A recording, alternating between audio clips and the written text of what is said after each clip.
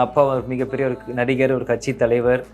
அத தாண்டி அப்பாவுக்கு ஒரு நடுவுல கொஞ்ச நாள் முன்னாடி உடம்பு சரியில்லாம போய் ஒரு கிட்டத்தட்ட ஒரு 10 இயர்ஸ் அப்பாவோட ஆக்டிவ் கொஞ்சம் கொஞ்சமா ஸ்லோ ஆயிட்டு இருக்கும்போது, எங்க அம்மா மட்டும் தான் ஒரு தனி பெண்மணியா இருந்து,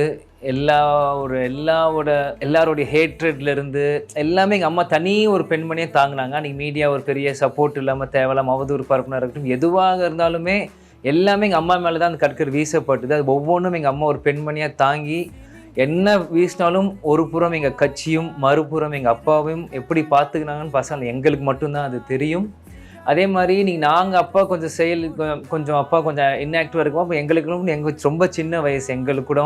அப்ப இருக்கும்போது எங்களோட லைஃபையுமே எங்க அம்மா எங்கள சரியா கொண்டு வந்து, எங்கள வளர்த்து, எங்கள ஓரளவுக்கு இப்போ போயிட்டுருக்கும்போது, உண்மையிலேயே எங்க அம்மா ஒரு நெறைய பேருக்கு வெளிய தெரியாது. இருந்தாலுமே எங்க சுத்தி இருக்கவங்க, எங்க ஃபேமிலி மெம்பர்ஸ், எங்க கூட வேலை பார்க்குறவங்க, கட்சிக்காரங்களுக்கு தெரியும் எங்க அம்மாவோட எவ்வளோ பெரிய ஒரு சப்போர்ட் சிஸ்டம் எங்க கட்சிக்கும் சரி, எங்களுக்கும் சரி.